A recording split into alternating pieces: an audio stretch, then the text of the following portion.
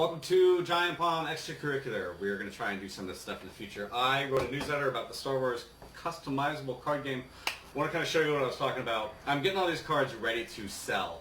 But before I did that, I figured I'd give you a little tour of my collection. So basically how the game is played, why don't you come over here and we'll take a look. You have two decks. You always have to play with two decks because you have one light side, one dark side. You never can play light side versus light side. It's always one versus the other. This game came out about 96, 97, around when Magic was happening. Was super popular.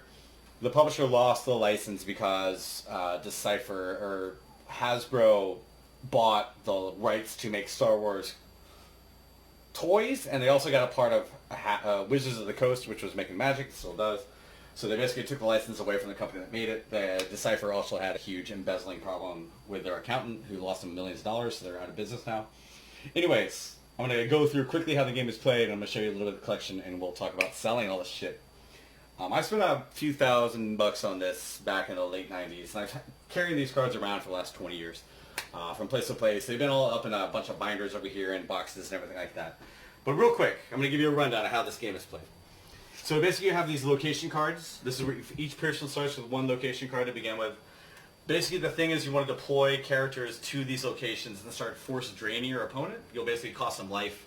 And eventually if you scatter your troops out, you'll have a bunch of people in different locations. Like say I want Darth Maul at the Mos Eisley Cantina. And I want Jabba the Hutt at the Desert Heart, which is where the Sarlacc is. You basically either want to spread out and force drain, basically like indirect damage. You can drain them every turn, or you can make up big fights if you want to, and if you want to have everybody at one big space and try to make for a big fight and try to knock out blow, you can do that. When you come around here real quick, we'll take a look at these cards.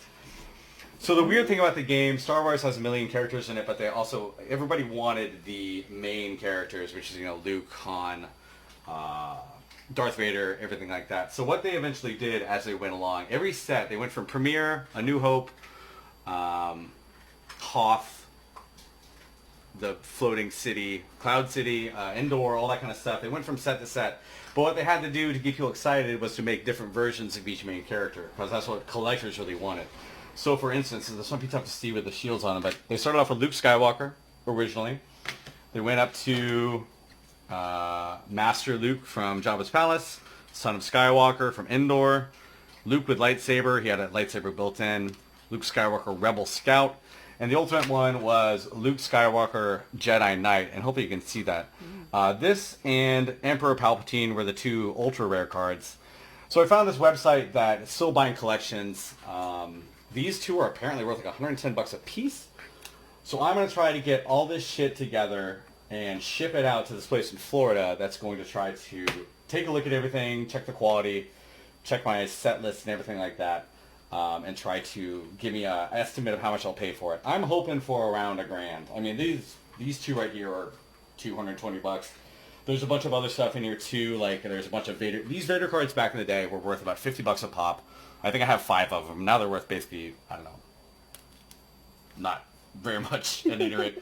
But I have a whole bunch of weird shit too, like the Japanese Darth Vader foil card. They started doing foil cards later on. So basically what I have to do now is get all these cards ready to ship. There's a million of them. There's Boba Fett.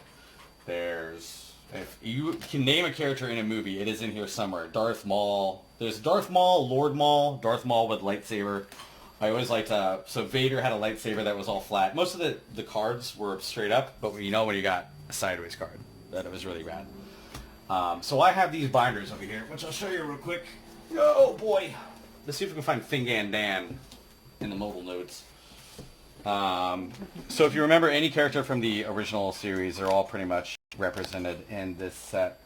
There's Jawas, generic Jawas. There's Han Solo, obviously. You're probably not seeing too much of this, but I'll pull one out.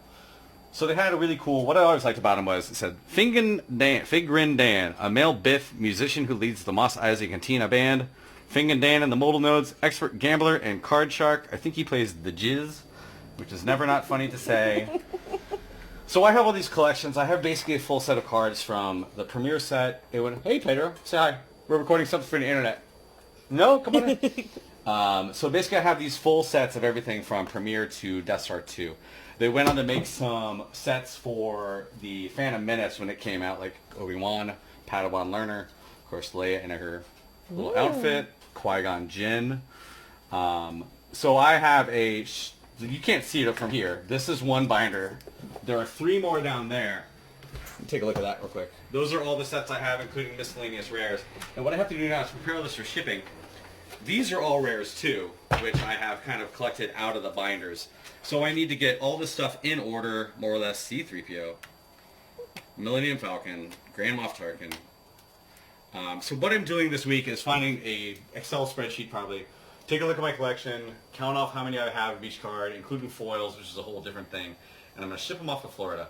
And eventually the guy will take a look at them all, and basically what they say is they'll take a look, give you an estimate of how much they're willing to pay you, and if you accept it, they'll just send you a check or something like that. If you don't accept it, they'll send it back to you, you split the cost, so there's not really a lose. It's kind of a win-win for everybody, I think.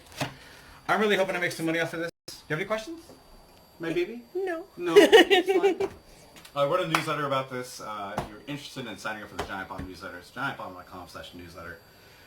I have a lot of stuff that's bounced around with me from place to place. I've moved a dozen or so times in my life, but I've always kept these around since college. But it feels like it's time. I have a certain sentimental attachment to it, but I haven't played the game in a long time. There's some online programs you can play if you're ever interested in learning an old card game that nobody plays anymore. But there's still enough people playing 20 years or 15 years after they lost the license that apparently these cards are still worth something. So I was really thinking about it a lot since I learned about this website.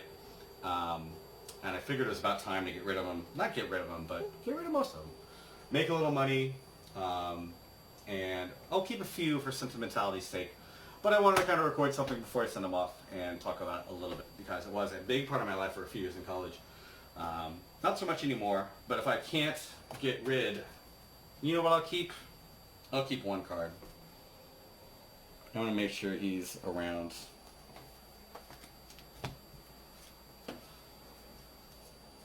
There it is. I'll keep charge.